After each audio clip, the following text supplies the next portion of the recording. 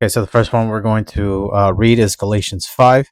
And overall, this entire chapter really just goes in depth of which one is good and bad fruit.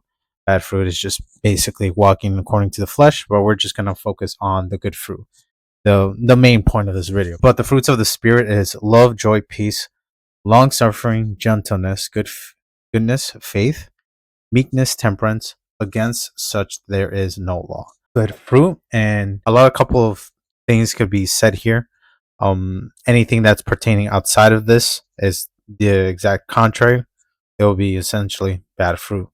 So these are the things that really a Christian should aspire to experience.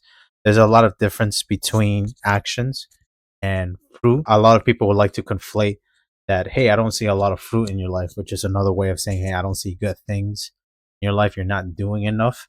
And so just to separate the distinction between these are things that we experience. Love is not really, I mean, it could be described as an action, but it's not an action itself. It's an actual sensation that we experience, such as joy and peace. How do I do peace? Like, it just doesn't make sense. But really, you just experience true peace in its purest form is essentially what's being discussed here, not really actions. If you hear anybody try to weaponize against that, I recommend you staying away, because if they somehow are packaging it in a way that fruit is supposed to be some kind of like action, tend to stay away. And we're gonna focus on some passages on Romans 11 and John 15, just convey what exactly fruit is. For if the first fruit be holy, the lump is also holy, and if the root be holy, so are the branches. And if some of the branches be broken off, and thou being a wild olive tree, were grafted in among them, and with them partakest of the root and fatness of the olive. Boast not against the branches, but if thou boast, thou bearest not the root, but the root thee. So here is just really talking about humility, in the sense that when the branches are broken off, we have that expectation to at least hope that we get grafted into the tree, the true vine, which is represented of Christ. Anything that is leaning towards us being boastful, because there's only two ways about it.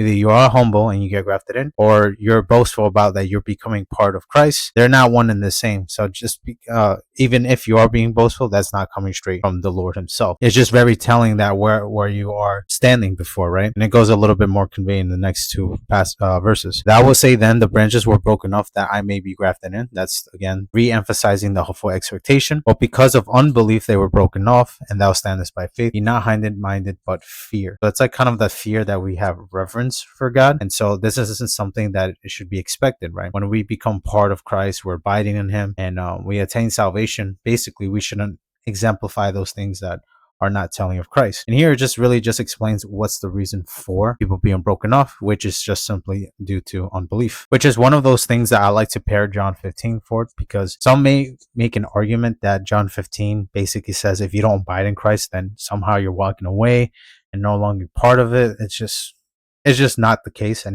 at all, because for the ones that, let's say, they try to understand the gospel, they followed Christ and they didn't, as long as they still have unbelief, that means not trusting in God, what they did for him, so forth and so forth. They've simply broken off, being not part of the church, being separate from God, is because they couldn't get past that stage.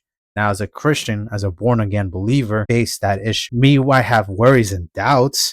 Those are not really just fruits. If anything, that's just our flesh working against us, or we're just hearing whispers of the enemy. Nevertheless, when we're Christians, we're no longer subjugated and or able to experience unbelief, because we're already past that stage. You can't go from belief to unbelief. And so for people that maybe at a young age, or they tried out Christianity and something else called them, they find some resemblance or call to be a Buddhist or something, and they were never to begin with. It's either you are or you're not. John 3:16 all the way to 18, they were condemned already if they believe not. And so really it's just for the ones that have tried it out, because that's what it really pertains to. The broken off is really just kind of telling this message. The reason for it is because of unbelief. They couldn't trust God, more specifically Jesus. And so because of their enormous unbelief, unfortunately, they do not become part of the true vine whatsoever. And speaking of John 15, it's pretty cut and simple. The only way we can experience true fruit through Christ at the end of the day. He's the one that allows us and gives this true fruit. I am the vine, ye are the branches. He that abideth in me, and I in him, the same bringeth forth much fruit. For without me, ye can do nothing. And so that's pretty self-explanatory. I know the whole entire chapter goes more in depth about it, but essentially without Christ, without being connected to him at all, if he's not the base of our foundation, which is the word of utilizing vine and the root, we can't experience truth, peace, joy, happiness, none of that. We can't experience it whatsoever. I mean, we have some notion of what happiness and I'm sorry, not happiness, peace and joy can truly be, but it's not to the fullest extent what Christ can provide. And that's why I like to pair about John 15 and Romans 11. They go hand in hand because some may also say that, hey, you're not abiding in Christ. You abandon this and all that. Well, making a deliberate choice to step away from God or maybe stumbling, that happened time to time. That's a given, but they don't lose salvation. The only people that don't attain salvation if they never believe Christ in the first place, therefore they never had salvation to begin with. So hopefully if you're watching this, that helps clarify a couple of things. And we'll just end it with this passage. Oh, well, there's two more pertaining to still Romans 11. And they also, if they abide not still in unbelief, shall be grafted in. So that's them abiding in Christ, which for God is able to graft them in again. So even if stem away, they can come back. I experienced this. Other people experience this as well. Because unbelief is actually a very difficult thing because we're trying to trust God in everything. Not only with us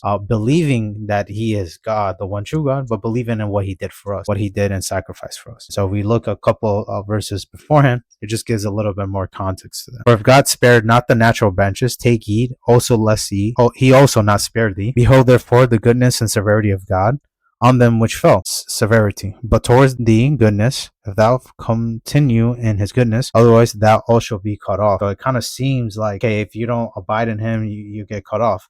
But essentially, what did we just read from verse 23? And they also, if they abide not still in unbelief. That's interesting. It's either you abide in Christ or you abide in unbelief. It's where you're staying at right now. In order to be abiding or abideth, because this is the KJV version, you're only in standing or abiding in unbelief or in Christ. One of the two. It's not some kind of one or the other. And if you are in the other, there might be opportunities still to come back to Christ. As long as you have breath in your lungs, obviously you can accept Christ. But if ultimately they did not, it's because they couldn't get over unbelief. Shall be grafted in, for God is able to graft them. So now we got a little bit of more context as what good fruit is, how do we experience it, and then it's not something that we can produce on our own. Us just being random branches being grafted into the true vine, which is Christ. Therefore, then we can experience it. We don't have to worry about because we're abiding with Christ. Even if in the beginning stages we'll walk away, there's opportunity to always come back.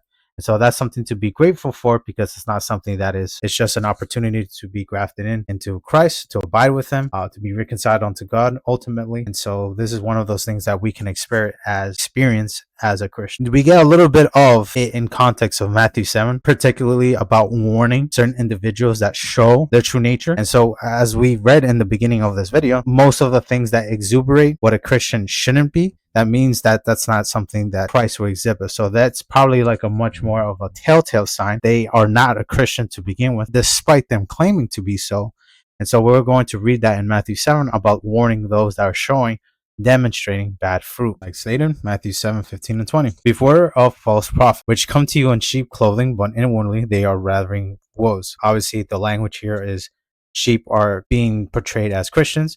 And so they're just pretending to be one of us, which is another way of saying imposter. You shall know them by their fruits. Do men gather grapes of thorns or figs of thistles? Even so, every good tree bringeth forth good fruit, because, we're connected to Christ. Therefore, we're good fruit. We produce good fruit. But a corrupted tree bringeth forth evil. A good tree cannot bring forth evil fruit, neither can a corrupt tree bring forth good fruit. Every tree that bringeth not forth good fruit is hewn down and cast into the fire. Notice how it's not talking about the branches, because again, he told us in Romans 11, we are the branches, but the tree itself, the foundation, even the root, all of it goes into the fire.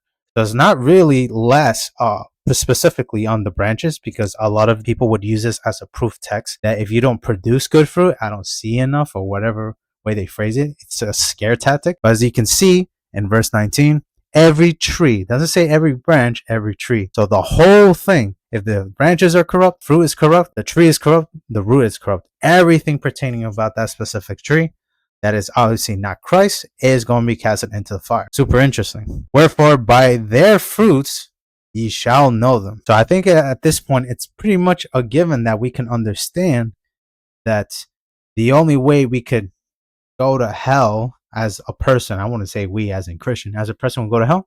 Well, it's just simple. You just read. It's unbelief. We're still part of the tree. and we didn't get grafted into the true vine, that one that produces everlasting salvation. And so the whole thing, including the branches, will go to hell because they're demonstrating bad fruit. And it really just shows intention. Really, it's not really just actions, because if you read Matthew 7, which I do recommend you watching it whenever I do upload, it'll probably a month ahead time, because I do have a lot of Bible studies beforehand. Nevertheless, you can see their true intentions, because the things that they experience, which you can read a lot more in Galatians 5, which I do recommend, you can see a lot of things that are in nature of what the flesh produces. And so even if one would say, hey, I'm genuinely a Christian, this and all that, the intentions really say otherwise, because some people will do things for God, but then they have like bad intention or an agenda that's not really set in a hard place. So that's why it's that warning. It could be like one of them could be envying, they could be doing it out of spite. So that's one of multiple examples. Again, I will go more in depth about Matthew 7, because that chapter alone just gives a lot of richness. But nevertheless, you don't have to worry about, because you experiencing that good fruit, as long as you're abiding with Christ, you will experience it. It's something that is a given and a guarantee. And just to give out that light reminder, right? Ephesians 2:8-9. We always do this when we are preaching, this is not a works-based salvation. For by grace ye are saved through faith, and not of yourself. It is a gift of God, not of works, lest any man should. So here we can able to understand that not only is it the case that this is something given by mercy, we believe in Christ, that's the faith that we place on Christ to begin with, but it's something that we're able to experience, because if any shape or form will take this as something that we have part of it, or we earn this, or whatever you like to phrase it, to rob of God's glory, you can't experience the actual true fruit. If anything, the arrogancy and the ego for you to think that even in a small fraction of percent able to save from through your effort, you're not actually producing good fruit. No, you're accepting this gift and its true nature, appreciating it. You're robbing God's glory, and you're not taking it as a gift. If any shape or form you're receiving something and you feel like you work towards it, it's no longer a gift.